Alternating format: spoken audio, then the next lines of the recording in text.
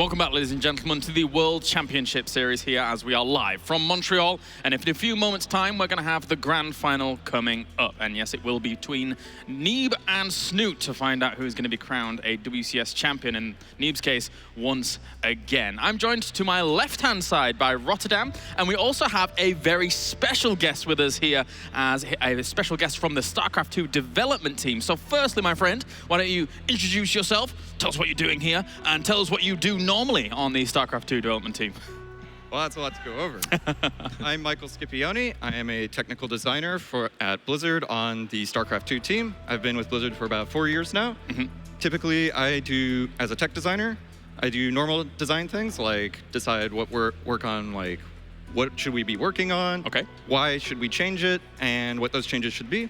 I also work on the co-op mode, but I'm here to talk about multiplayer because big focus on multiplayer. Yeah, that's where some of the changes have been happening at the moment. So my first question to you is, and I know a lot of people in Twitch chat might be asking this, are you the new David Kim? I'm not quite David Kim. Oh, okay. So no, I'm not David Kim. We've always been a team here on the balance team for StarCraft 2, and we're just being a bit more upfront about it now. So while I'm here today as the balance person, next time there could be a different person up here as well. Okay, cool stuff. So let's talk about the major multiplayer changes that are obviously currently in the works at the moment. And can you get us up to speed on kind of like why you guys are implementing them and what your goal is as a whole moving forwards for StarCraft 2? So much like last year when we did the big 3.8 patch, we wanted to look at the current state of the game and see at areas where players were having frustrations or troubles, and we're wondering if we could do something about it. So the main areas we're looking at are areas where the game can suddenly end because of sudden damage or sudden spell casts, and we're also looking at casters in general. So for the sudden damage thing, one of the more general changes we're doing is we're changing the economy slightly. The big mineral patches are now bigger, and that should hopefully give you more comeback potential if you get denied. And looking at for both that and casters we want to feel like support units. I want to feel like, oh, I got the caster unit, now I have a new tactic, or now I can deny something, or now I can use it. What we don't want casters to feel like is sort of, I have a caster unit and can kill the enemy, and if I make more of them, I can kill him faster, until we get to the point where he's basically just removed from the game. So we want to make sure that these caster units don't become too strong like that. Like, we want them individually to feel really strong, but we need to watch out that they don't just end the game directly. Roddy? The test server has been up for a little while right now. I think it's like over a month. I've played a fair share myself. I always contribute, always try the new units out. So since it's been up a couple of weeks, I'm sure you guys have an idea of where this is going. So my question is, where do we stand? What are you happy with personally? Because it's a lot of changes. And what is something that you really feel does need more tweaking? So we like kind of the direction that we're going with now, such as like we've redesigned the Raven to be more of a supportive unit. And we're trying to look at certain areas where we can make some of the spells more consistent, but better with smaller groups. But that means we need to do a lot of like iteration. We haven't done as much like numbers tweaking, because when these go out, we usually try to make the changes really strong so that like this is what's good, this is what's new, I can feel the difference. But then as players get really good at it, they get really efficient at it, that's when the seams start showing where it's like, oh, this is actually probably too oppressive. So that's why we see like it when people in the community make like, oh, here's my really cool build, or here's my really mean build, or here's a really efficient one, and they show it off to each other, because we do read the forums and stuff. It's a dangerous territory. Yeah, it's dangerous territory, but it's a nice feedback. Other thoughts, Roddy? I mean, obviously a lot, because there are a lot of changes. Don't want to go into all of them. I do have one personal question, maybe. It feels like for a while, it really seems that like mech in TVP is just supposed to be a thing, because I felt like last year with all the changes, we looked at it and we're like, okay, they're really trying to push it. This year we still end up playing bio. Now again, like, is this a goal from you guys, or do you just want to make it like 50-50, or where are we heading with this? Because it does really feel like it's leaning towards, we're like, hey guys, please play mech against Protoss. So actually what we're not really going for like saying you must play this. Like a big goal of StarCraft 2 in general is lots of different diversity of builds. So we wanted to see if we can like, maybe there's a bit more mech play you can do without forcing you into it. So that was kind of our goal there. Okay. So just make it more viable.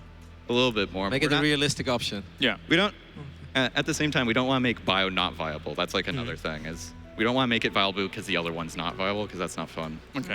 Are there any specific changes that you're thinking about or already thinking about, I suppose, for the next iteration? Because you guys are constantly kind of tweaking things, etc. Yes, actually. And one of our next iterations is supposed to come out soon, hopefully this week. Okay.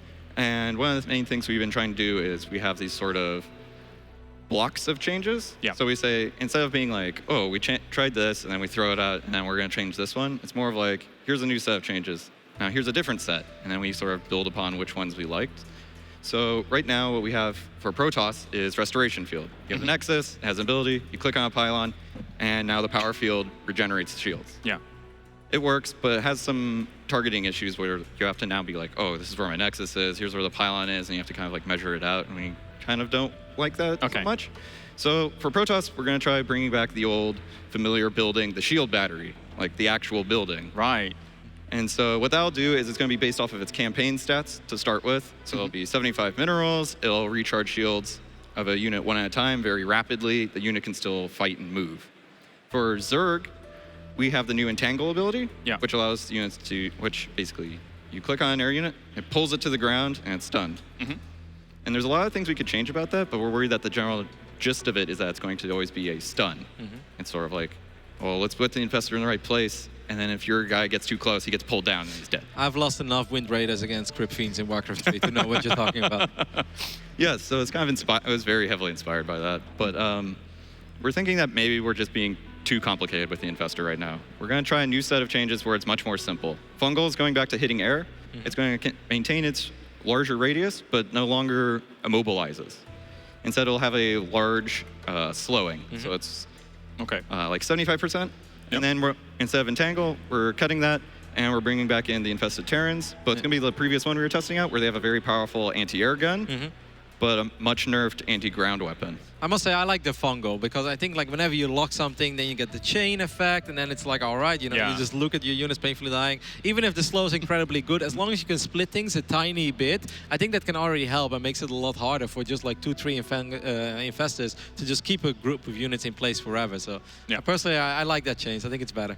Yeah, we've seen in internal testing some like, we'll chain it a fungal, and then you try and deploy the anti-air units, and now the air units that got caught have to decide like, oh, should I stay here or should I try and crawl away from these anti-air units that are going to pop? So it's kind of an interesting dynamic there. Any final questions, Roddy? Well, I think one question that's quite obvious is that like last year, at the end of the year, in what we like to call the off-season, right? We have all these tournaments throughout the entire year, and even our off-season is always quite busy as well because there's always tournaments popping up.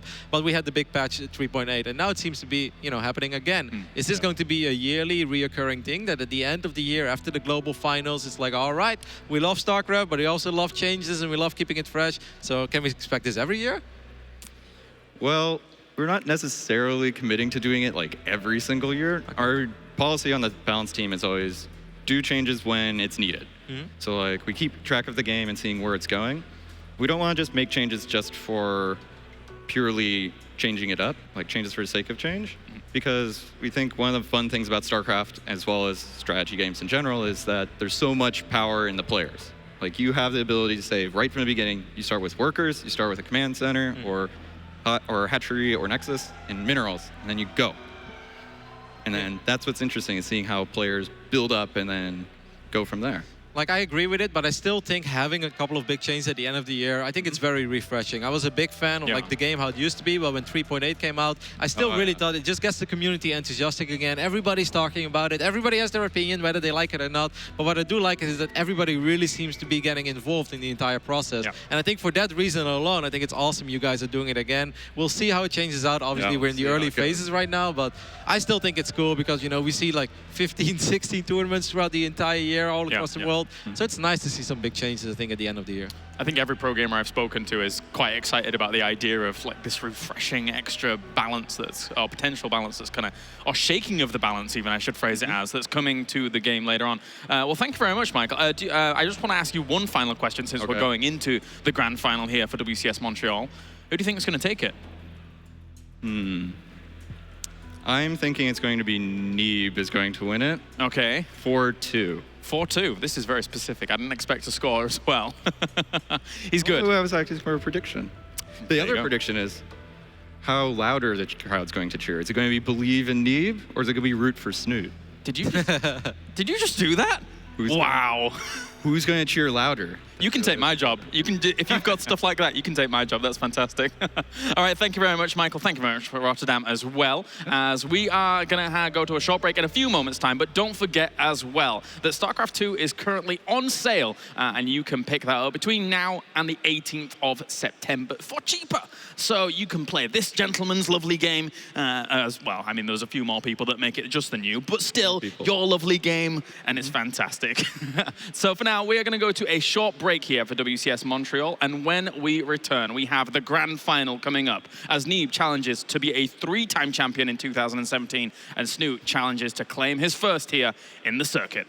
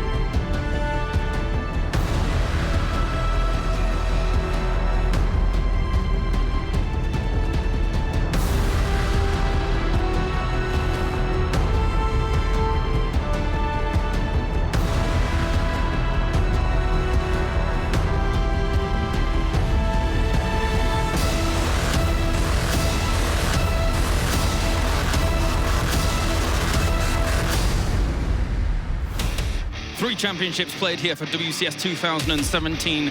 2 champions have been crowned, and there is 1 contender left to that throne here, as we have Snute looking to grab himself a trophy, going up against 2-time champion Neeb in the grand final. Welcome back, ladies and gentlemen, to Montreal as we get things going. And we have, to my left-hand side, to join us here on the desk for this grand final, in control, and Rotterdam. And Rotterdam, we just got a tantalizing glimpse into the minds of StarCraft 2 devs. Yeah, it's fun to hear about what's going on, obviously, with the test server. For the people who wonder, like, why didn't you ask about the Stalker or the Mothership Core? Obviously, the Mothership Core was addressed by saying that, you know, we're going to get the shield battery back. Jeff, you're more familiar with the shield battery than I am, but it sounded all right to me. I obviously think it's exciting. I mean, when you play with the Stalker, it feels weird, it feels different. It's definitely going to change the game a lot, but I think the future looks all right. Yeah, we didn't have much time to talk to them, of course, because schedule is schedule or whatever, but it was very nice to see Jeff. Of course, coming into this final now, an exciting one indeed, to see if Neeb can kind of continue the dominating run that he's had through 2017. He has looked darn good. He actually made that semifinal pretty bad in the sense that it was not competitive, and poor True looked to be a bit of a weak duck there. But Snute has been playing really strong, and I like kind of what Rotterdam was talking about yesterday. The least we talk about Snute, the more powerful he becomes. The more we talk about him, the more meek he becomes. And he's been kind of the silent top foreigner in this tournament, just very, very quietly taking a very nice series against a Laser, which is no small feat, by the way. Laser is... I mean, he beat Cyril, who's like the king of ZVZ in the European scene, and then Snute just takes a good series there. So hopefully we can have a really competitive close match, because that would be the best for all of us. Of course, a big shout out to our sponsor that joins us here for WCS 2017 in Asus, as they're along for the journey. So thank you to those guys, as they've been with us at quite a few stops now, which has always been fantastic. But on the other side of it, of course, not only do you have Neeb, but you do have Snute, a guy that is championship caliber, championship quality. 2016, he won WCS Cup Intercontinental. Can't quite remember he won in Mexico. Was it Intercontinental or International? No, Intercontinental. They gave it the Intercontinental title. So I was correct. You were correct. I shouldn't second guess myself. Won another tournament like a week before that in China as well. There was like 2 or 3 weeks that Snute scooped up almost $50,000 for himself. Was that one Intercontinental as well? No, that was not Intercontinental. That was a single continent, that one. It was... Sometimes we like to spread it out, and then sometimes we keep it in one. That's right, that's right. Snute is obviously fantastic, James, as Jeff said as well. And I mean, he's actually getting in shape at the right time of the year, right? Like in the past, he has peaked a few times too early. But Valencia, he made it to the final. We were not talking about him that much, but that was just a fantastic run. In the end, he didn't win it. He was up 3-1, all eyes on Laser in the end. But still, runner-up of a WC event is great. And now he just does it again. And I do think that he's going to be able to do a lot better against Neeb than True was. I don't say that like I think Snute is going to win. No, but it has a lot to do with how they stylistically play. Like True plays in a very odd way, he plays in his own way, but Neeb just has that figured out. Neeb just reads the state of the game so well. Snute is a completely different cookie to crack, and I think that's going to be a little bit harder for Neeb. Yes and no. Snute also plays his own way, and it's pretty well known. I don't know that it's as much exploitable. I think if you are to exploit Snute's playstyle, it would be something along the lines of like, I'm going to be able to sneak out a more aggressive 4th or 3rd base. I'm going to just keep trailing on my thought because I can see Kevin's hand like this. So I know the longer this goes, the more painful it is that he doesn't get the dog. No, it's okay. I mean, sometimes you're actually quite knowledgeable, yeah. All right, gentlemen. Well, we have to cut this for a moment. We can talk about it in a second here, as we are almost ready here for the grand final. So without further ado, best of 7 to crown yourself the WCS Montreal champion. It's Neeb going up against Snute.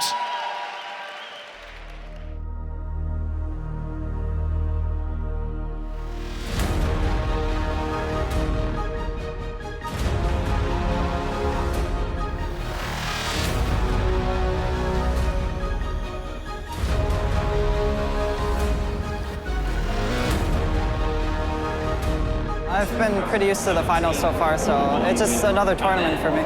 Since I've been playing PvZ the entire bracket so far, pretty much, I don't think I need to prepare that much. I just have to play my best game. It feels good. There's so many good players, and being able to make it to the finals, it feels very strange. I'm just very fortunate that things turn out this way.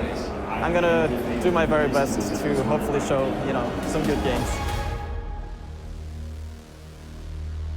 That's right, a full best of 7 potentially here in the works, unless Neeb has anything to say about it, because realistically we look at him and we think to ourselves, he is the destroyer of these people's dreams. When he comes into these tournaments, we saw how easily he was able to dispatch off True, as we just saw prior, Jeff. Yeah, I mean, sometimes as an analyst and as a person up here, I kind of catch myself being like, all right, hold off. Don't hype someone up too much or don't talk too much about them because it'll come off as mega bias. But honestly, Neeb deserves it. We're at Montreal right now. If he didn't make, he made a good run, but we like talked about that disappointing, and then he won the other 2. So as far as WCS is concerned, this is the guy to beat. And it's so fitting for Snute, who did lose in the finals, to, if he's going to get that championship, step over the king in Neeb and make that claim. Well, I'm getting word that we are ready to head over to the stage to greet our grand finalists to the stage one last time. Mal, I'm sure you're ready over there as well.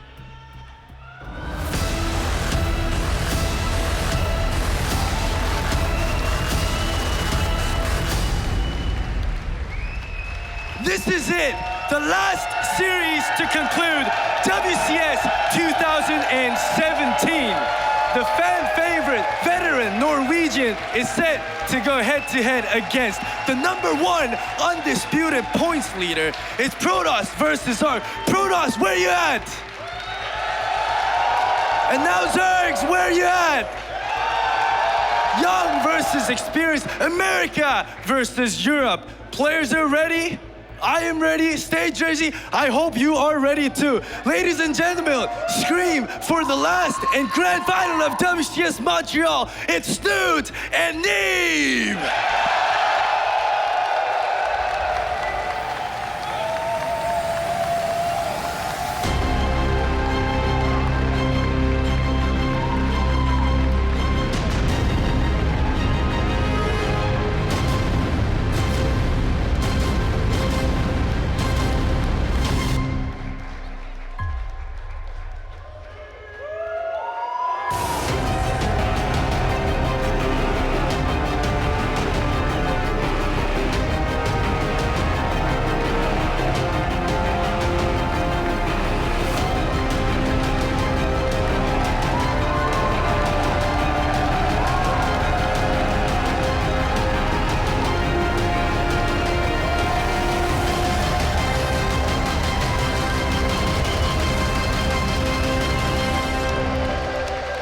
That's right, can Snute take it here? Can he upset the balance and claim himself a World Championship Series title? Or can Neeb become the reigning, defending, undisputed champion of 2017, claiming 3 titles in the World Championship Series? It's an unprecedented feat, gentlemen, that would be amazing if it's to unfold. Kevin, sell me on it. Does Snute stand a chance?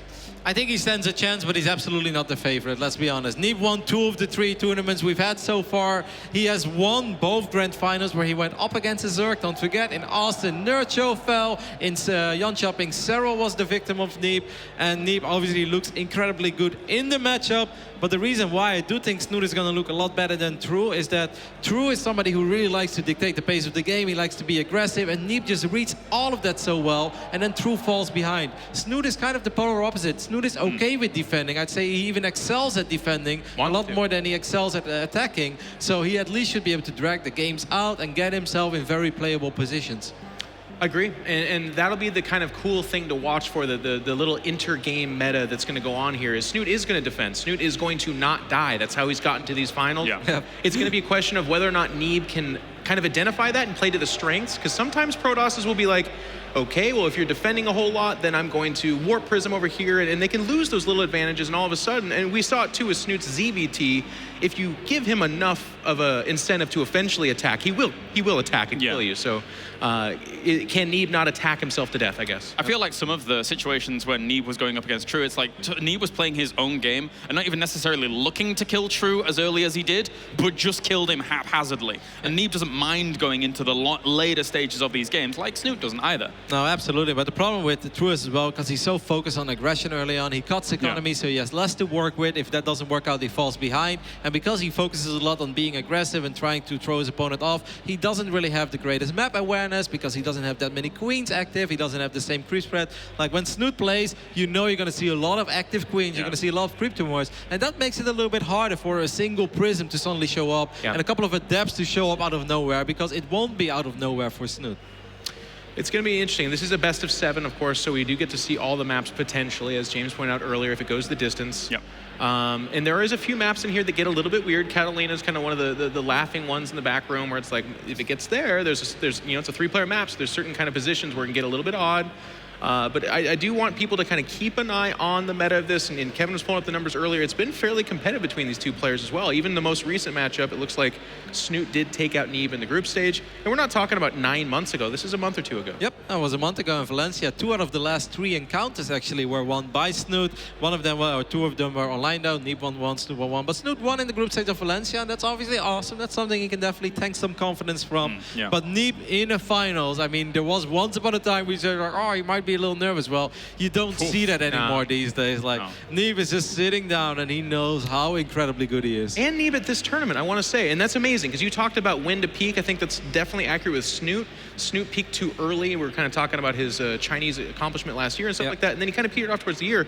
This, in my opinion, this tournament is the best performance we've seen from Neeb, and he's not playing, in my opinion, again, the best opponents in this tournament. It's not like he's smashed through the absolute top dogs, but the way he's been winning his matches is incredible. He put True down really hard, and a lot of people can make True look silly, but Neeb made him look very silly. All right, well, I'm getting word that we're almost ready. I do want short predictions for you, since it is the grand final. Rodney, I'm going to start with you.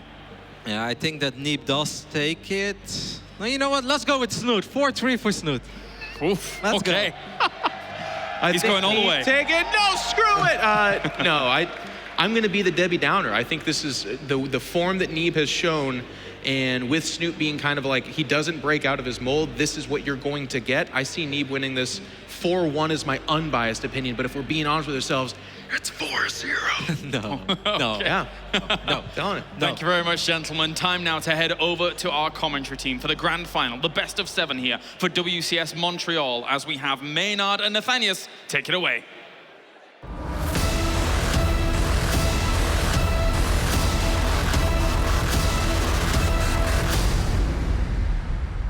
That's right, James. G'day, Montreal. Are you ready?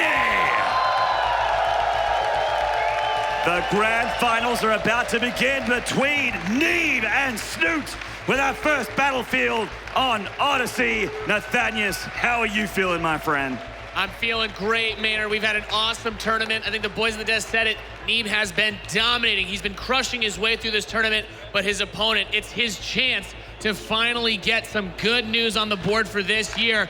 Introducing in the bottom right position, the blue Protoss player representing Ting in the United States of America. He's Neeb!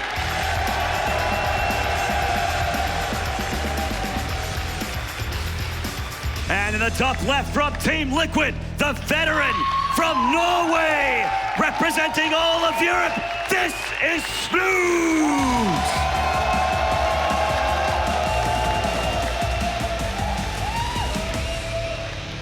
Crowd coming alive as this grand final begins. You guys have been awesome all weekend long. So many people packing in to watch StarCraft. Thank you for being here with us in Montreal, and thank you for tuning in to these awesome games, as well as everybody online. We've had so many good matches, especially from this young man, this Protoss player he's done it all so far in this tournament with style and ease, Maynard. Yeah, both players have obviously reached the final end here, the tip of the mountain, the summit, if you will, but you know, Snute is covered in blood, and he looks like he's fought a terrible battle, but Neeb he's got a little bit of spat of blood here and there, maybe on his wrist a little bit, because he has very cleanly dispatched his opponents. I mean, when you destroy players like True, sometimes you can get covered in it as well, but with the way that he's done it, it's looked so good. We've seen the variety. We've seen him take it with the gateway pushes. We've seen him play the Stargate. We've seen him play the late game, even if it didn't work quite the way he wanted it to versus an opponent like Scarlet. Of course, she put up a great fight in this tournament as well. He has still shown that range, that skill, and just that unrelenting,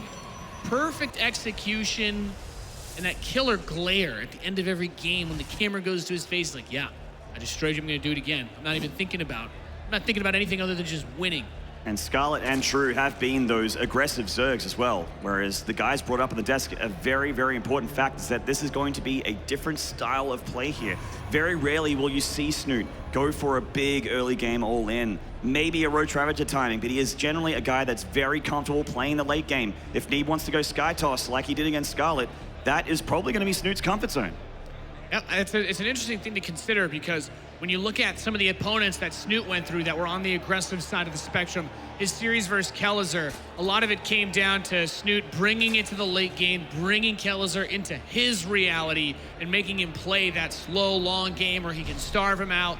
Neeb is not an opponent that you can bully around. He has to be extremely careful that he doesn't get blasted by one of those Phoenix Adept pushes. He doesn't get blasted by one of those big immortal timings. He has to be so on point because if Snute's plan is to take this series long, well, he's gonna have a hard time unless he can really do something special to stop Neeb's perfect execution. And the builds are underway. We have Stargate opening here for Neeb. Snute putting his first 100 gas into speed, second 100 gas into Pneumatized Carapace for Overlord speed as well. So he's going to get as much scouting information as possible. Very hard for Neeb to deal with these speed Overlords until he gets his Phoenixes out. And he is the Protoss that we just saw in versus True. Does get Phoenixes, does like a depth play, and does like that multiple Oracle with Gateway combination synergy that has been so strong and really has been a staple of his PvZ all the way back to Austin. Yeah, the Oracle play, of course, has become extremely prominent in the Protoss versus Zerg matchup. Not surprised to see Neeb open up with that. The Overlord scout is not just important for being aware of what's going on, but he really has to keep tabs constantly throughout this game on what Neeb is doing, because as we can see, the Adept makes his way to the natural, but a second Stargate is already coming in, Maynard. It's going to be a commitment to the Sky Toss play. And Snute does have a speed Overlord, so no excuses to not see this information here.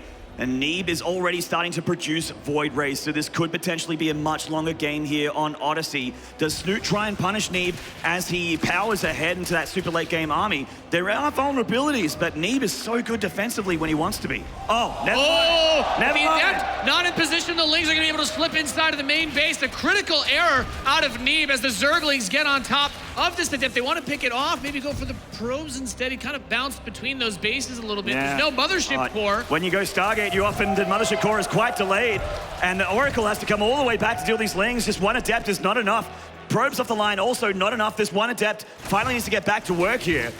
But the Oracle should be able to laser beam these Lings down, but even if they all go down... Yeah. Devastating start. This is exactly what Snute needs, because even if he doesn't kill him here, the big thing that we were just discussing, Maynard, is it's not that Snute needs to win the game in this early phase. Snute just needs to slow Neeb down so that he can reach that mid-late game phase where he shines. And, well, killing 8 probes at the start of the game will definitely set you up well for a position like that. A lack of gateway units for Neeb means that the third's a little vulnerable. He does have multiple Oracles, though, and a Void Ray. Should be able to deal with these Lings without taking too much damage. The third Nexus will go up largely uncontested. Oh, Neeb is actually not going straight into Mass Void Ray. He's going into Mass Oracle to start things off with, which has actually been hitting the meta in PvZ in Korea. Seeing a lot in SSL, GSL, etc., etc.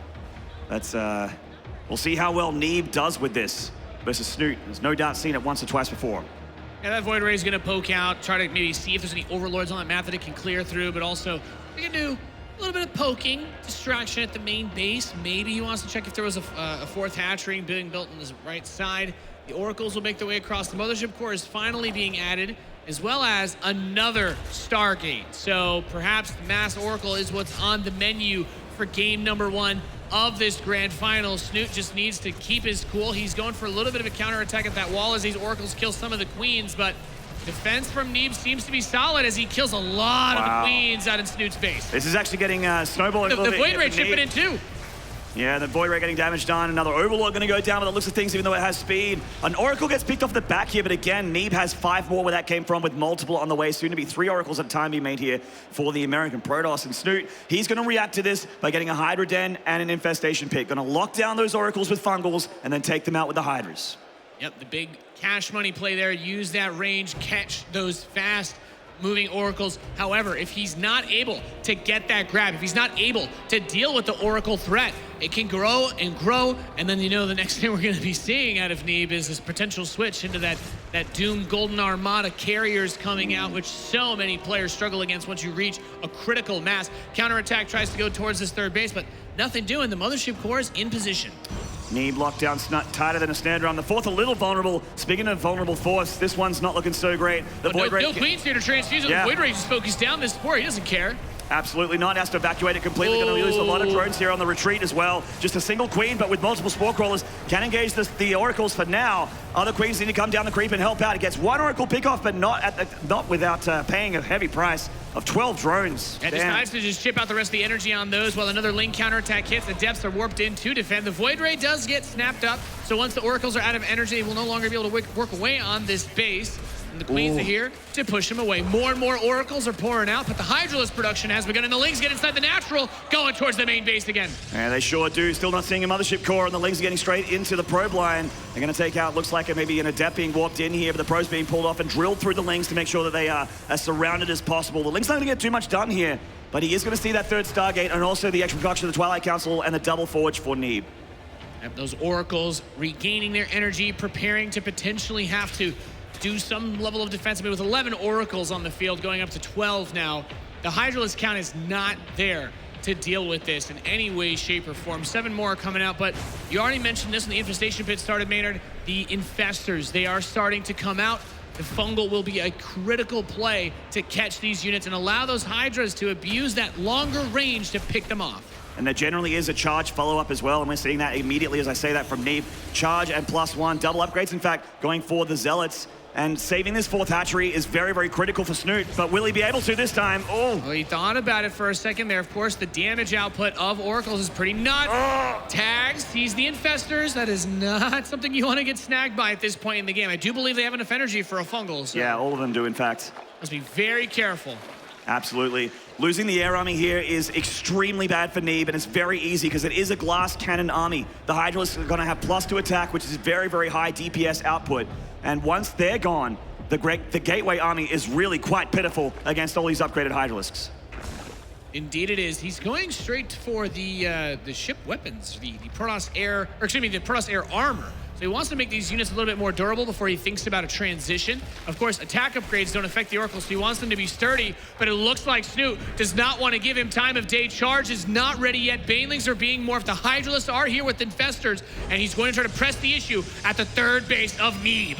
Neeb's actually taken the air army out of the equation at the moment. He's put it all the way back down here to the left of the main, making sure there's just Gateway units fighting for now, but he needs to engage this. Snute's going to force Neeb's hand here. Needs to be very careful with these Infestors. It's going to be a little bit of a micro dance here to see which player messes up first. Yep, the Hydralisks want to bash the wall down. The Banelings want to take out the Zealots that are covering it.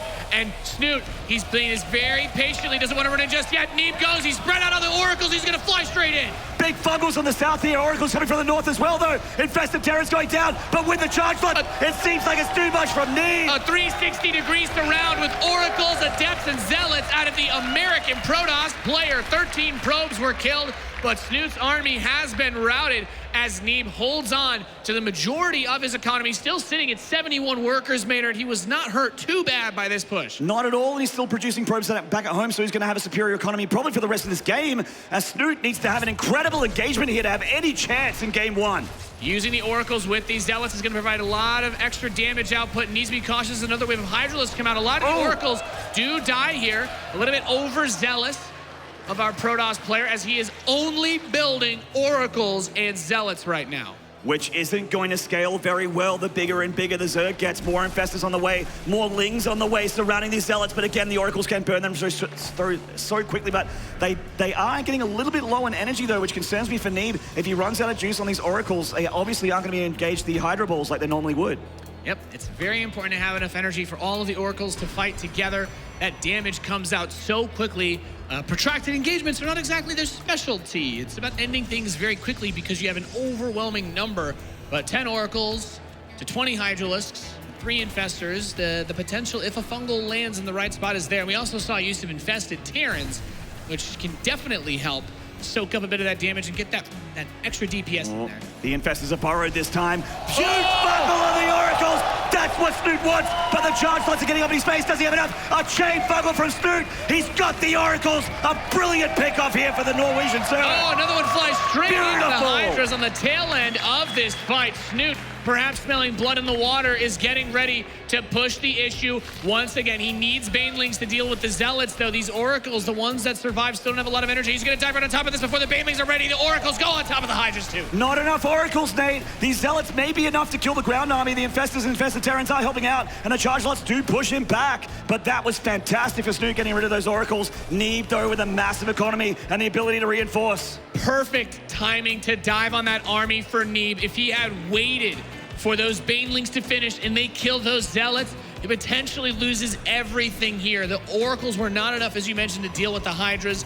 This army composition is so crucial when you're playing with this Hydraless Baneling style. The Banes keep the Hydras safe so that they can just fire away, because that Zealot damage is so powerful with that burst on the charge. The 2-2 upgrades. The Lings aren't, well, they're going to have a tough time. They don't have any upgrades to actually fight these Zealots with. They're mincemeat. Nah, yeah, they are. They're basically a meat shield from the Zealots between the Hydralists, trying to keep them alive as long as possible. This is a huge charge lot run by here, heading towards that gold base here for Snute, which is mostly mined out, but still, this is a production facility. Losing this hatchery would suck. Snute coming down here to deal with the charge lots, and he will, but not before the hatchery gets taken out. Does manage to pick that off, and the rest of these Zealots are going to try to escape while another wave goes into the northeast. This base has 29 drones in it, Maynard, and a lot of minerals to mine. Not even close to being mined out. Losing this will definitely suck. Yeah, and it will go down very easily here. Snute's complete army position was out there His in the whole south. army chased them into the corner. They were all down in the south here, so the brilliant move there from Neeb, hitting him from both places at once. The Queen's also just sort of moseying on back, transfusing the Hydras and trying to be useful here. But now that there are stasis wards going down, also Neeb maybe forgetting Storm a little bit too long here. He does at least have Archons to help out against this Zerg army. This is a very dangerous moment as Snute has a giant army. He's lost a lot. He wants to make a push.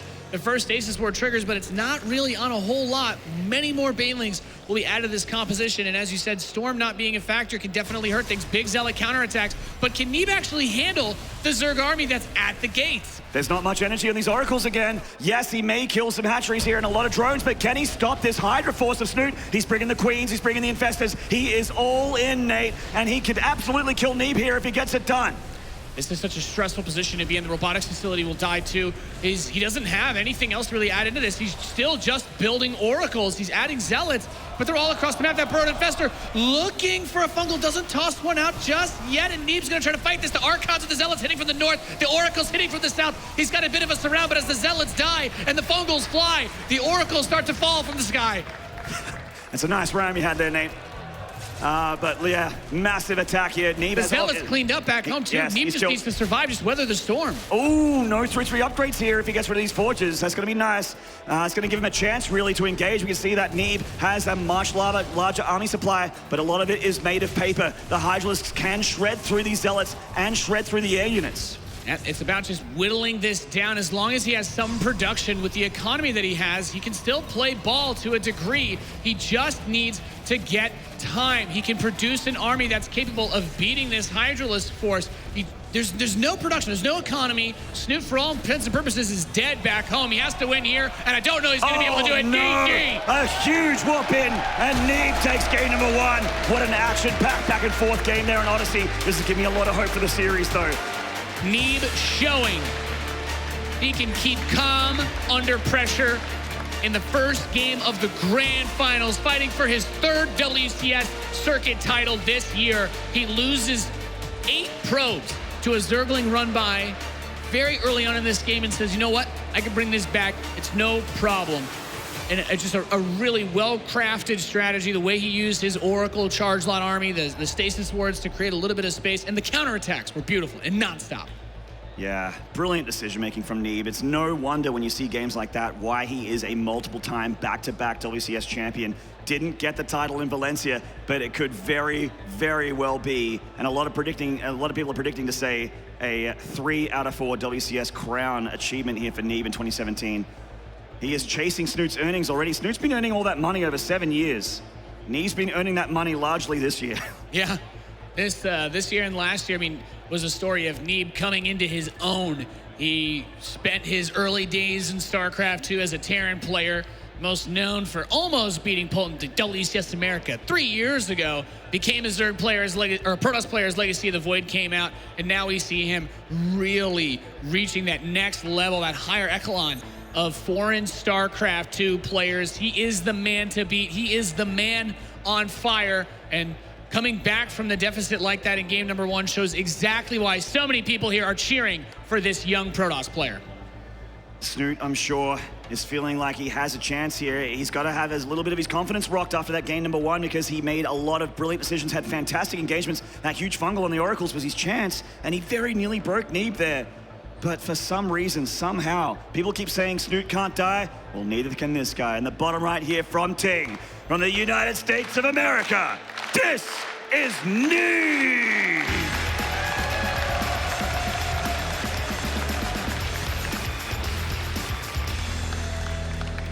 He faces off against this man, starts the series down 0-1 after a decent start in that game.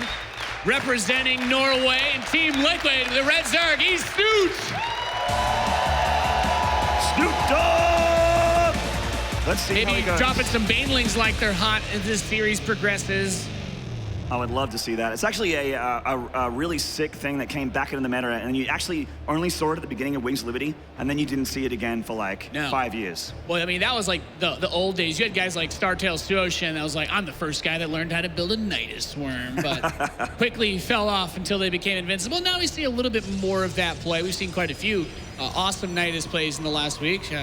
Not too much of a spoiler if you guys watched GSL in the last week. It was some interesting plays, to say the least, but it is going to be on Ascension to Ire. The map layout feels kind of similar to Odyssey, the way that you have things. Your third base is a little bit of a distance from your natural. There's no easy way to block them all off, like on a map like Acolyte, for example.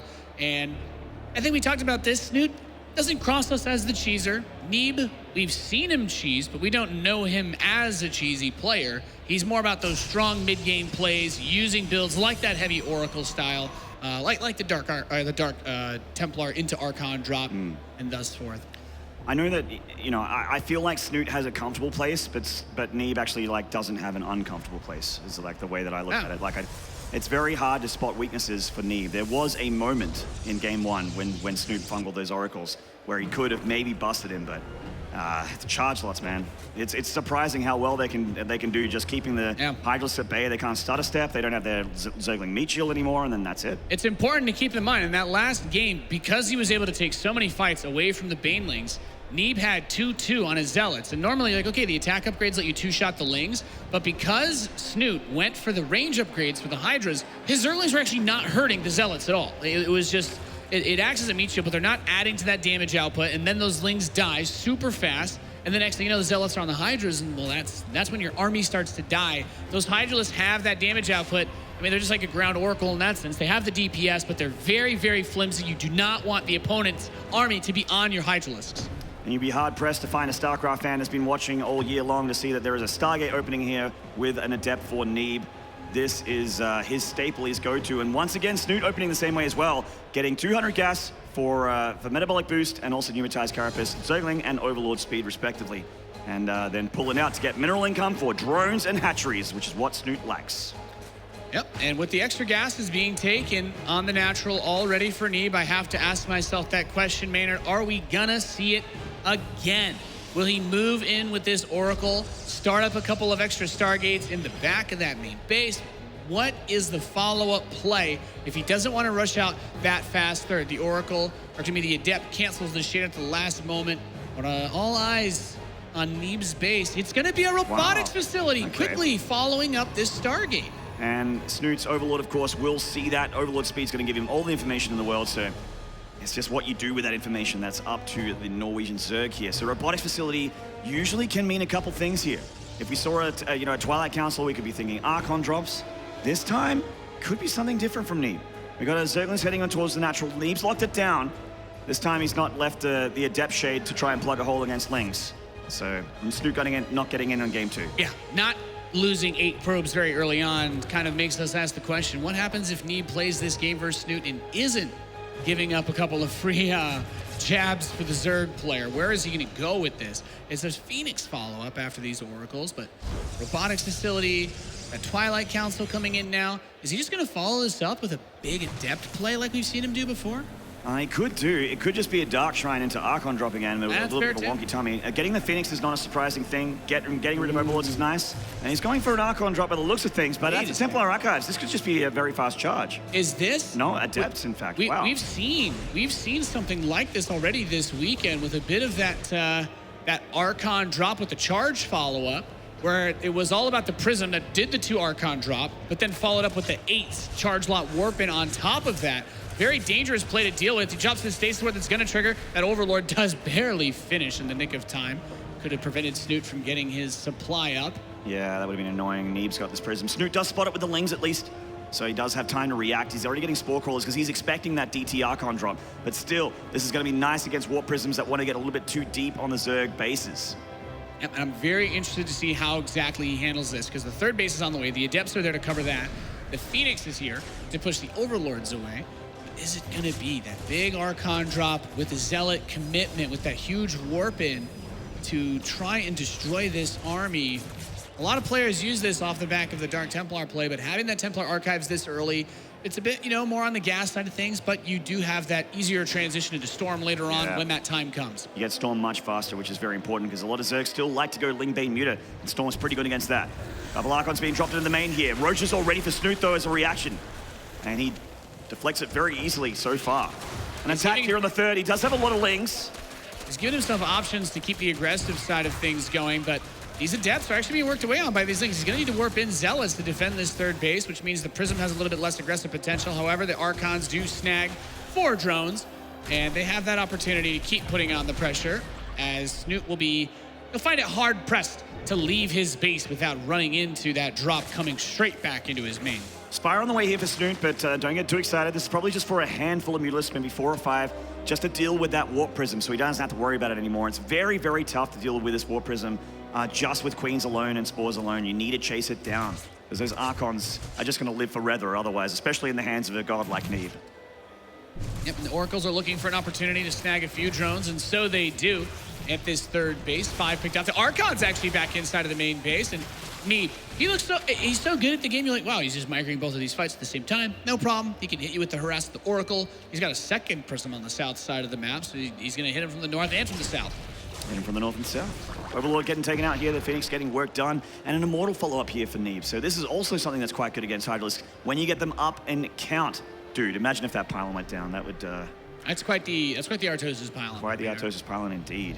Double upgrades for Neeb. And you said it, a couple of Mutalisks are going to come out just to help get rid of this Oracle threat, to help deal with these Warp Prisms that are ravaging his bases. These 2 Archons, man, they're such a powerful unit. Of course, they even do their bonus damage to the Zerg buildings. Archons are great in this matchup. Yeah, and look at that, just blocking. Yeah, it's like, you can't build a hatch if I keep dropping stuff here. Oh, he's done it! Neeb! Wow. Now that's some nice micro there. Sure is some nice micro. The Mutas will put an end to it eventually, but the Archons, of course, if he controls this well, can actually defend the Prism for a little while here. Storm, very quick here for Neeb, already halfway done. Double upgrades. We see the Snute's just getting +1 again on a single Evo chamber for his Zerg units. He's transitioning to Hydralisk. He still has Roaches, so it's worth getting Roach speed here. Mutas are coming out. Single Phoenix is not enough to deal with him. Swarping in some Stalkers. Yeah, Stalkers, not a unit we've seen Neeb use a whole lot of, huh? It's been all about the Adepts and the Phoenix and the Oracles for his tournament run, but he is going to just need to push these away. It's not a huge commitment to Mutalisks, so he shouldn't have too much trouble. Of course, in that theoretical world, you're like, yeah, the Phoenix can kite very well, but without the range upgrade, it's not that easy. Nathaniel, I have to say that was actually dismal for Snute there. That was a lot of minerals and gas when you think about it. And the Prisms are still on the field. Yeah, the Prism's still alive, and he didn't get much probe damage done at all. Neeb playing a dangerous game here. He does lose 1 of his Oracles, but he still has 2 Warp Prisms. So the multi-prong harass potential is very real. A couple of stasis wards littered around the map, and the Baneling Nest is finished for Snute, but I do not believe he's even started Baneling speed. So his options for getting aggressive play can be pretty difficult to micro around that force. But as his army moves across the map, the charge lot counterattack. And that is a staple of a lot of Protosses, getting those charge lots where the Zerg is not. Looks like Snute might have some units at that 3rd base. He does. He's going to be able to deal with these charge lots without taking too much damage at all, which is very nice for Snute. And he's going to go for a big attack here, but Storm is done. And that's the benefit of the Archon drop off the Templar Archives. He has such quick access to Storm. The Guardian Shield helping to protect these Archons. This isn't co-op. Storm doesn't heal their shields, buddy. He's eating quite a few of his own Storms, but another Zealot warping inside the main base. And he's just bullying this Zerg army away. Oh, the force field's locking him in. And so many Zealots just ravaging Snute's main base. Snute needs to go home with his tail between his legs here. He is getting completely destroyed by this charge lock warp in. Another reinforcement here from Neeb. It will get dealt with eventually, but not before 12 probes go down. And once again, we're seeing Snute in a dismal economy situation versus Neeb, who's over 70 probes back at home with a 4th Nexus. This double trouble is, it is beating away at Snute. He's got Zealots warping in on the south side again. The Warp Prism's still on the north side. He's constantly having to split his forces, and he wants to attack Neeb. He desperately wants to get some hits on him, but he can't. The army is bouncing between the bases so smoothly. He's trying, but God, that thing just will not die. The Mutas had one job, Nate. One job, one time, and they couldn't get it done.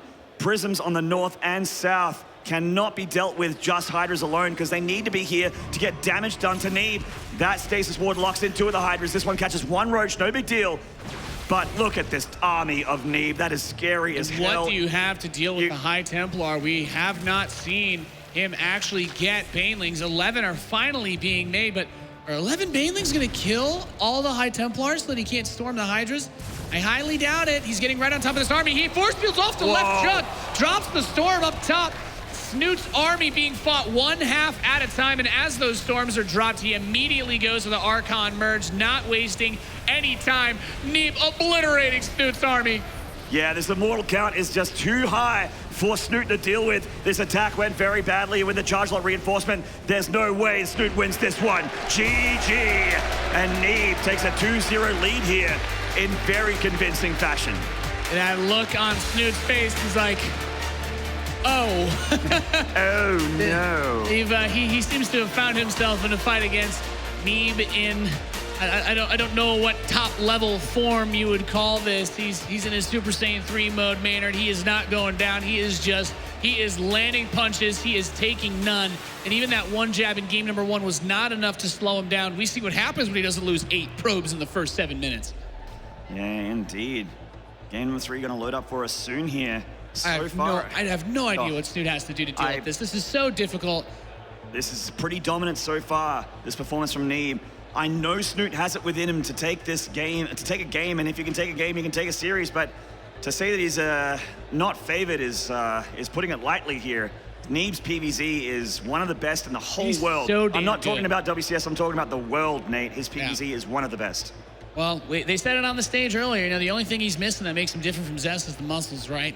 Yeah. And well, we'll see if he can get there by the time we go to next year. The next map we're going to load onto is Abyssal Reef, another map where we see a lot of that drop play used, a lot of the oracles used. Things are looking great for our American Pernos player, and he's definitely delivering for everybody tuning in from around the world.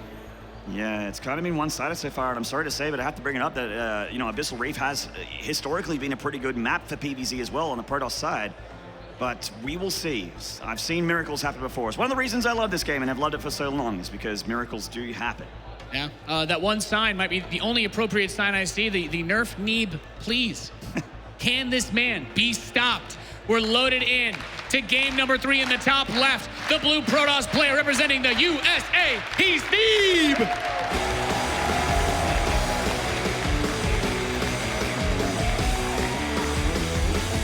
And in the bottom right, from Team Liquid, send him your energy. He needs it. This is Snooze.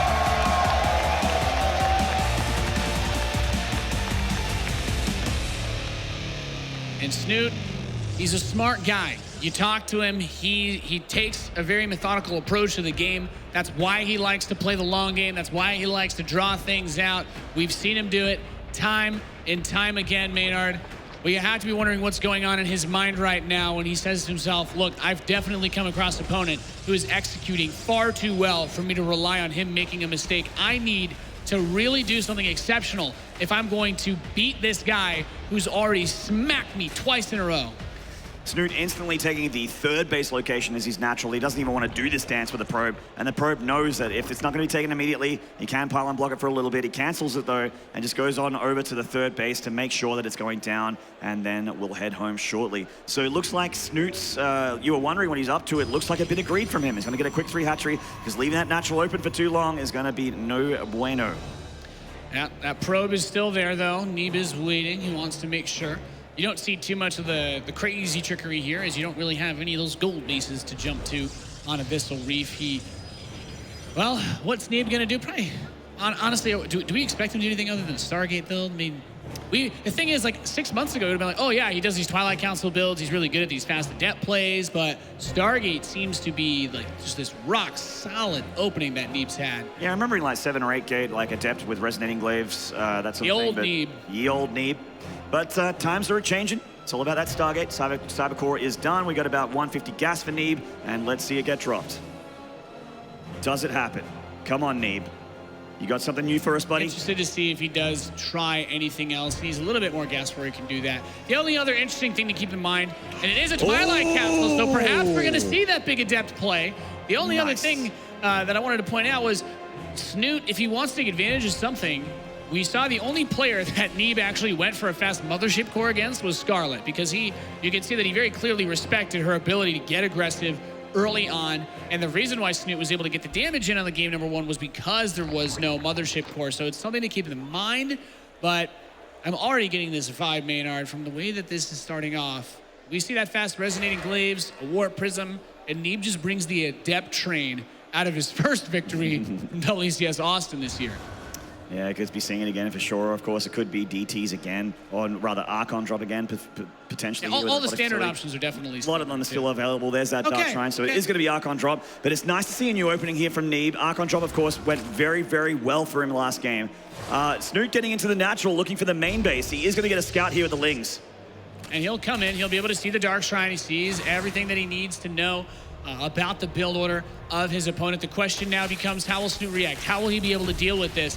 A difficult part of playing against Neeb as he gets a couple of these probe kills is that Neeb has so much range. You can't just pick a build and be like, this will be safe against Stargate, because he doesn't have to go Stargate. He can do this Dark Templar into Archon drop. He can bring the pain with the depths. You have to constantly be wary of which tech choice Neeb's going to make. And Snute's going to react to this by going for Roaches, and he did that last game, and honestly, the Roaches went really well for him. He dealt very well with the Archon drop when the Roaches were at home. It was when he wasn't home when Neeb was tearing him apart with those charge lot warp-ins. He had charge a lot quicker than you normally see, and he had the Archon drops pulling Snute back and forth, tearing him apart, making him thin out his forces.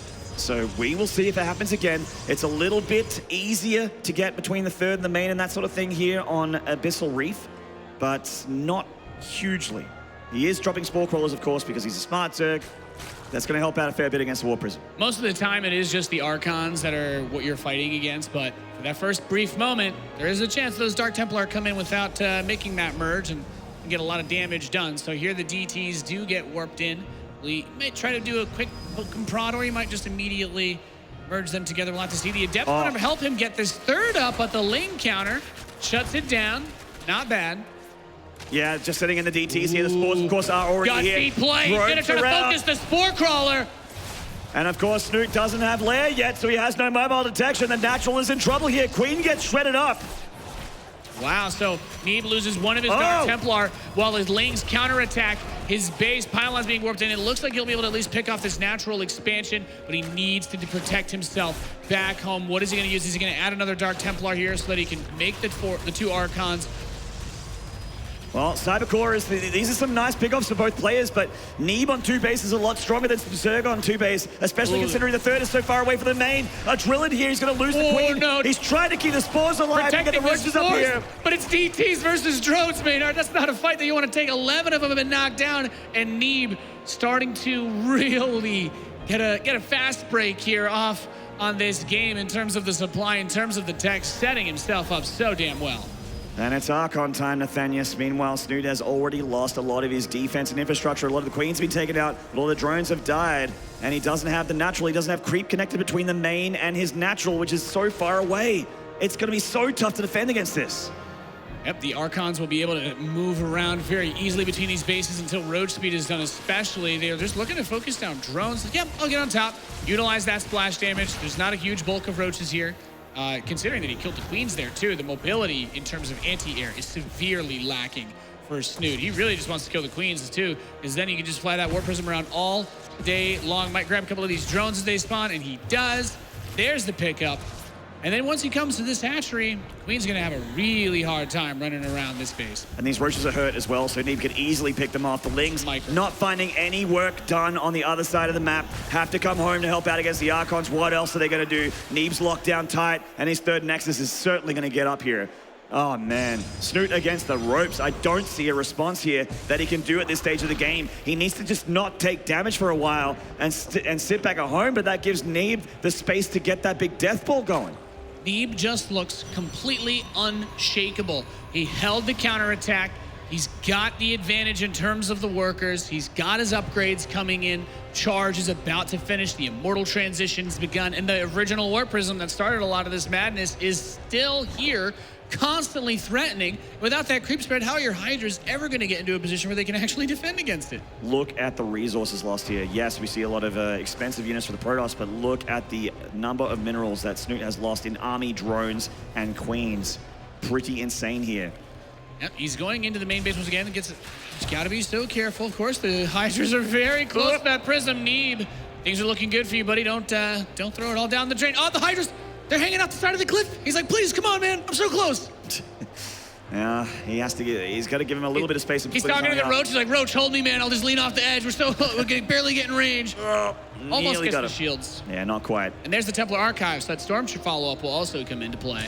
And he's going to start making Immortals as well. We'll probably be seeing a second robotics facility soon from Neeb to make sure the Immortal count gets up as quickly as possible, as that is the way to deal with this very popular army composition that Snute's once again showing us here. Neeb going to try and secure the fourth Nexus. Snute, if he can deny this, if he can cancel the fourth Nexus, he's got a shot.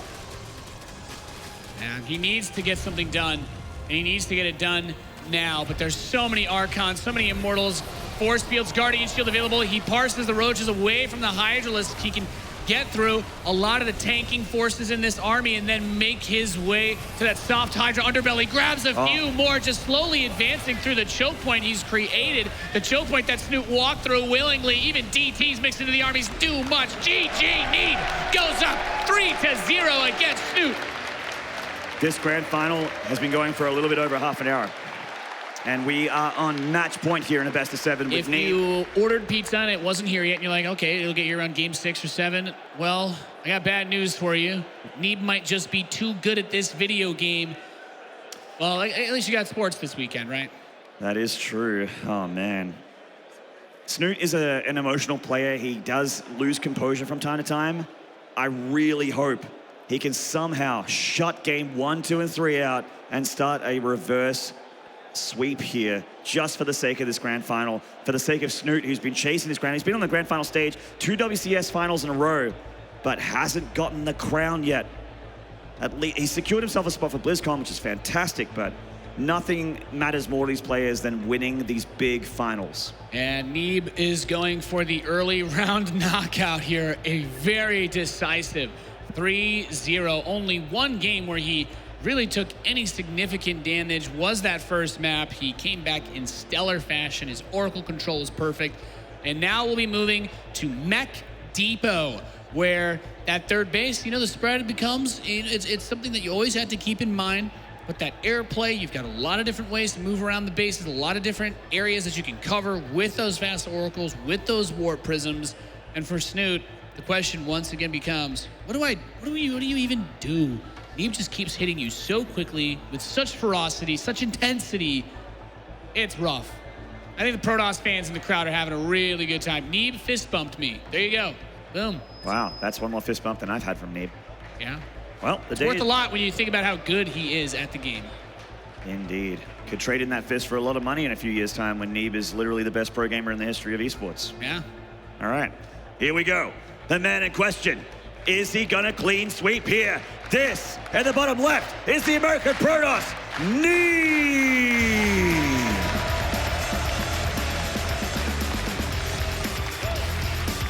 And in the top right. He's on his last lifeline. Give him energy, Montreal. This is Team Liquid Snute.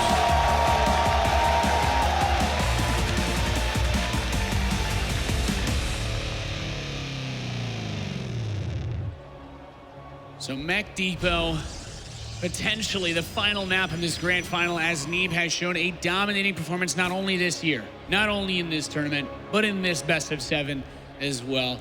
And Snute, a storied player, a true legend in StarCraft 2 history himself. On the ropes against this young whippersnapper who's come up in the last year and a half, the guy who struggled against players like Polton Hydra and then eventually decisively defeated them too last year before making his own way to becoming a legend. And now he has been the hottest thing this year in foreign StarCraft. Neeb doing so well, looking amazing as we gear up for the global playoffs at the end of the year coming to BlizzCon. Now, Mech Depot is the kind of map where if Snute was going to win one, this is one of them. This is a good map for Zerg against Protoss and Terran. I like the way that the map is set out for the way that a Zerg can spread out. They can knock down the rocks in the middle of the map. If it gets to that point, they have a third that naturally expands away from the Protoss, whereas the Protoss are going to find it more and more difficult to defend their expansions as they move out on the map here. That's a pretty wide ramp. That's space for the Zerg to get those wraparounds, to get those big concaves with their Hydralisks, with their Banelings, with whatever. So it is a good map and a good battlefield for Snute to at least get a map on the board here. We're hoping that this is not the final battleground in this final. Of course, that is going to be all up to Snute, as Neeb has shown no signs of slowing down today. This tournament has been a lot of very, very decisive plays. You know, one of the things that we used to talk about when we would see Neeb get up to these finals, and you could feel the nerves coming in. You know, it's a misplaced zealot in the wall here. It's a pylon block. Something goes wrong. Your Oracle goes a little bit too far forward. You get hit with that early fungal. But that has not been what we've seen from Neeb. The only reason why his Adept wasn't in position was because he was kind of moving it around, doing something with it. It wasn't just absentmindedly left somewhere. And he has been playing very sharp this weekend as he goes for a Twilight Council again. So it could just be with that Robo follow-up with the Dark Shrine, do another Archon drop. Or maybe we'll see that Templar Archives opening again. Or maybe we'll see that Resonating Cleaves. You can never be 100% sure when you're going up against Neeb, this Overlord. Wow, that's triggering. It's like, you know you're going to get it. But it's like, man, if I don't go fast enough, like, get him. It's like, this really shouldn't get away from you. Got him. And that's a nice pick off to get that. A lot of people in the crowd just sighed at that one. Yeah. Like, I mean, that's you know, to be honest, that's a really nice pick off. The first scouting Overlord picking off really delays things for the Zerg. It upsets the momentum. Picking off Overlords in the late game, not as big a deal. Early game, absolutely. And now he has no way of knowing what Neeb is up to. It's like, well, is there a Dark Shrine in there? Is it a Templar Archives? Is it a Stargate? I don't really know, because you've done all of the above so far in this series. Neeb's done a different build every single game, and Snute cannot just say, this is what I'm up against, this is what I need to do. It's, first I got to figure it out, and then I'm like, well, I only played against this strategy once in this series, so how much adapting is there to do? How much can I change in my strategy when I find out so late what it is that you're doing? And this Stalker, very diligent. Snute still can't get in. Yeah, I mean, the Stalker is patrolling the edge of one of the largest mains I've ever seen in StarCraft 2 history. So the Overlord, if it dives in to look at the tech, which is on the very far left of this main, by the way, needs to go through a stutter step Stalker the whole way. He may not even make it before it dies. Yep, because he already lost the first Overlord that went across. If he loses another, that really hurts just his ramp up. Yeah, it's devastating. He can't just be chucking away Overlords left and right, even with the speed upgrade, because that Stalker, because this base, this map, your main base is so huge. You have a lot of room that you can use to hide those things, which allows the Stalker to keep the Overlord from getting close. The one thing I like from Snute is that he's mostly going blind into a lair and Banling nest here. Yeah, which you is got going to to be, assume that it would have been Oracles or DTs, right? Yeah, and both are good against both. He's getting an Overseer quickly as possible for these DTs. Spore's not here Spore's yet. not done yet. Is he going to be able to get us around on it? He could kill quite a bit of what is here. He could try to deny the Spore, at least kill the Queen, give himself the ability to play around with this Warp Prism a little bit more by denying the anti-air. And look at this. Just the DT. Pick up Micro versus the Lings. He's like, yeah, you want to eat through the DT shields? That's fine. These bad boys one-shot everything you got. Let's do it. Oh, Warp to the Archons. That's a little bit close. A lot of the shield's going to be drained. He's going to kill the one on the right side. He gets one, and the Queen's going to body block for the other. The Archon Archon. Oh, man. One Archon lives, but that is a great hold there for Snute. And that Archon already needs to regenerate shields. This Prism way too low to get anywhere near the Zerg's Bane. So Snute with a pretty solid start here, delaying the third Nexus. There is no choice of third on this map. Neeb has to expand towards the Zerg, which is very, very uncomfortable. A bold move with the positioning of this Nexus. Yeah. But he's going into charges of follow-up. And the thing is, Neeb remains. He's still got his resolve. He's like, okay, I'll have to find a different way to do this. You don't want to build 2 more Dark Templar just to get that Archon at this stage of the game. It's so expensive. You need to get the Immortals. You need to get charged. Get ready to go towards that charge lot setup.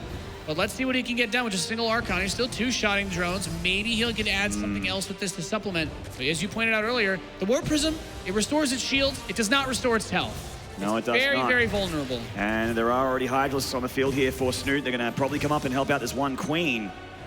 Ling's coming up here. There's the Hydralisk. The Queen's coming in here as well. There's not creep spread here to the edge of the main, but Snute's going to fix that to make sure this doesn't happen again. It's a 50 hit point dropship there. You need to be very cautious with how Neeb moves that Prism. Mothership Core going a little bit out of right field. But the third base is finishing up. A lot of Zealots are being added to this army. And with the Hydralisk Muscular Augment upgrade completing, we'll have to see what will Snute's play be. Because he was able to really smash down this early harass, he's set up so much better than he was last game for this mid-phase. The Overlord relieving itself on this 4th base location of Neeb. That's not going to happen for a little while here. Neeb doesn't have a ton of anti-air, but, you know, these sentries could tickle, but they're mainly here for the force fields, which we should be seeing going down here if he wants to catch these Lings. Something else worth mentioning, great force fields to move these Lings in. Something else worth mentioning is the Hydras can use the high ground to hit the probes on that third base if he chooses to use that position, but cleaning up the Lings is going to make that more and more difficult. The Warp Prism's still on the map, so he's saying, hey man, you can't just come over to my base and try to fight me. I'm going to keep you on your toes at all times. Snute's knocked down these rocks, which is going to be a headache for Neeb as this game continues. He can attack from 2 easy paths here. Banelings in tow, but the sentries are near the mineral line. They can force field them away. Yeah, I mean, he's going to see that. He sees the Banelings being morphed very closely. Archons are just going to step forward. They're like, all right, boys, we'll be the blockers. Getting straight in there. The Zealots want to fight while the lowest amount of Banelings are on the field, and so they shall. The Banelings morph and the Zealots are largely gone. Is there enough Hydralisks here from Snute, though? Oh, man, these Immortals are helping so much. The Prism brings the other Archon back. Oh, no. Snute's actually in trouble already. This charge line warp in is very, very deadly to deal with. And he's going to mop them up on this east side of the field as Neeb crosses the 50-yard line. Will he continue to push forward and bring another wave of Zealots, or is he going to fall back, recuperate his losses? Ooh. He's going to add in another couple of Archons, it looks like. Man, I'm so worried for Snute here. He doesn't have that much army supply. He doesn't have a whole lot of static defense here. Look at that army. He has a lot of it on the way. He has a low econ as well. Oh, he needs to clean this up extremely well, but how does he do it? Neeb is so good with his force fields, so good with his control. Look at this micro, pulls the Zealots back, waits for the Banelings to die, and then gets right back up in his face once more. That Prism that was so low on health, still alive, and Neeb is looking to get a victory march going here in game number 4. He's taking it easy here. There it is! GG! Snute with not enough, and Neeb is a 3-time WCS 2017 champion. The best foreigner this year has seen. Neeb with a phenomenal Grand Finals finish, bashing down one of the most legendary Zergs we've seen in StarCraft 2. Ladies and gentlemen, give a cheer for your WCS Montreal champion, Neeb!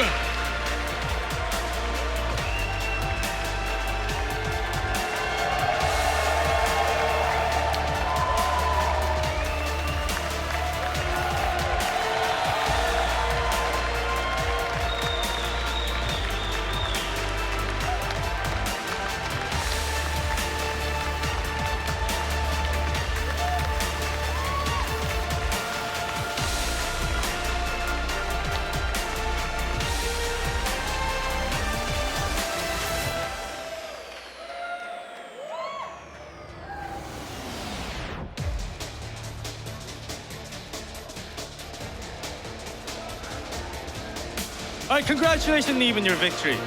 Massive, massive victory. Massive step forward into career in the StarCraft 2 esports scene. 3 times in 1 season. It feels pretty great, especially since this was like the easiest it's ever been for me. Like, when I won Austin and Jönköping, like I was struggling pretty hard. It was always 3-2, 3-2, 3-2. But here I just kind of killed everyone, so it feels nice. For the longest time, I'll let the crowd take it. For the longest time, from what I know, you're a very humble person. But at this event, you really came out. You really stepped forward and showed your personalities. Like, I don't know. Sorry, what? Because you can walk it now. You know, you've proven yourself that you can walk the walk now. So it's absolutely fine. Being confident and saying whatever that is on your mind. And incredible support from the fans here in Montreal, except for that series between Scarlett. Obviously, I'm pretty sure you can understand as a Canadian, seeing another Canadian go, that was sad. But, you know, this is North America, one continent. We won, aren't we? Sorry, what? That's support. Like the crowd here has been great. It's probably the best of any WCS event this year, so it's super hype. So I'm really happy to be able to play in front of a crowd like this. Now, only thing that is left in your step, at least in this year, is the BlizzCon. And you have experience in going up against the top-notch dogs in Korea and beating them and claiming a championship there too. BlizzCon last year, going into, I thought I was actually doing pretty good, but like the few weeks before BlizzCon, I was kind of awful, so it didn't go so well. I'd like to do much better this year. All right. Ladies and gentlemen, it's Neeb. Neeb, can I get a quick fisty? I've always wanted to do this. There you go. All right, as you know, it's a part of the tradition in DreamHack where we have the final boss. I'm pretty sure you guys all know what it is. So please allow me in introducing Mark from Blizzard.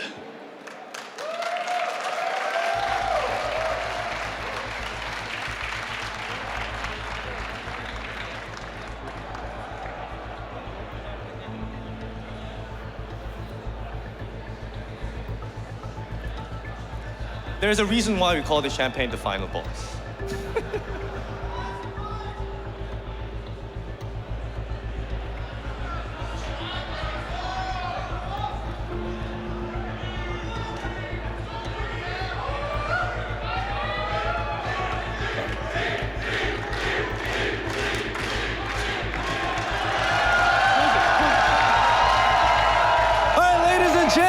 It's your WCS Montreal champion, Neeb!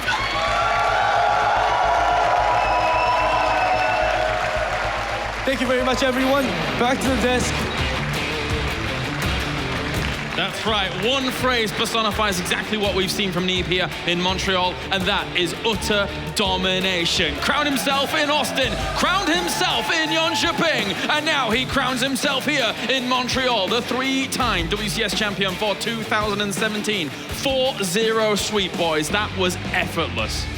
And he made it look easy, to be honest with you. A couple of things went wrong in a couple of those games, but that was like just a speed bump, and an otherwise just seamless destruction of an otherwise very good player. Snute got to these finals off of not dying. He's known for his defense. He's known for his dragging it on kind of play, but Kevin, he couldn't do it. Couldn't get there. No, I felt the first game was the closest that Snute got. I really think he got himself in a decent position a couple of times, and if he would have kept the Banes alive against the Zealots a few times, maybe.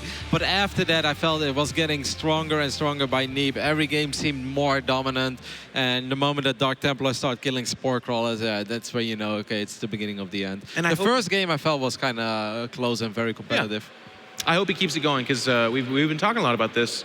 This tournament was like the setting stage for the global finals. The top 8 showed us a lot of those guys. Yes, Special dropped out early, but he's going to have some time to go home and work on it. Can Neeb keep this momentum up? Because he's going to need to.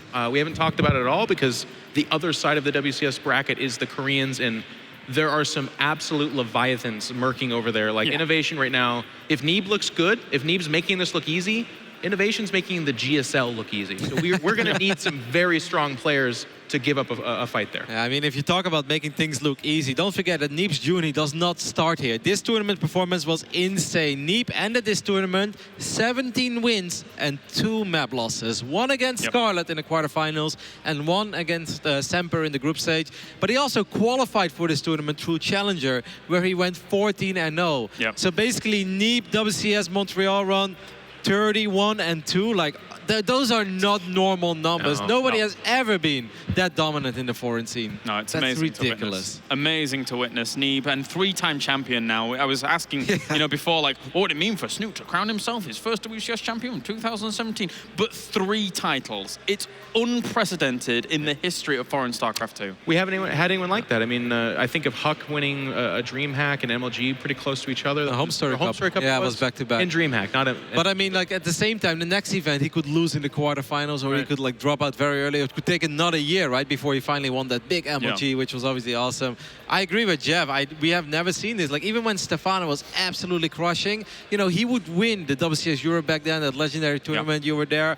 But that was also, you know, bumps and bruises, dropping maps here and there. And then the next tournament wouldn't necessarily be another sweep. Like, obviously, Stefano was insane by itself. So did Naniwa have his stretch. But we never saw, like, this kind of dominance of somebody. That's all. Neeb crowns himself as their 3-time champion now. And now we have confirmed our top 8 going to BlizzCon. In no particular order, but maybe close to the ranks. Neeb, Elazer, Serral, Nurtio, Snute, Kelazur, True, and Special. Considering the 8 players that we've seen throughout all of this run, those guys, aside from Special's blip here, have been absolutely dominant in their own right throughout this whole year. Yeah, I think in this downtime, the storyline for me is going to be like True got there and then kind of seemed to relax. I want to see a hunger out of him at a BlizzCon. Otherwise, he's like my auto pick for the easiest loss ever. Special put up amazing performances earlier in the year and has steadily been getting a little bit worse. And now I hold him to a very high standard as the best foreign Terran. So when I say a little bit worse, I don't mean like what's going on with him. I just mean not getting in the top 8, not the top, you know, these finishes that we expect of him. Otherwise, there's some really good people up there. Elazer turned it on last year. Serral, we've always been talking about a tournament winner. What if he turned it on at BlizzCon? That'd be amazing. Yeah, I like the top 8, especially the top 3. I feel like those are our 3 best picks. I still think that a Showtime in shape could have absolutely made it into this top 8. He's the one that I'm absolutely missing, but I feel like, you know, our hopes are obviously on Neeb, and then to some degree on Elazer, who made top 4 last year. Serral, who absolutely has the skills, but hopefully he can show it on the biggest stage. And the rest is a little bit of a wild card. Nurture is very consistent, but we wouldn't put him above the Koreans right now. Kelazur has played a fantastic throughout the year, but that is another step. Like, he definitely took a step this year, but to turn it up at the global finals, that's another step.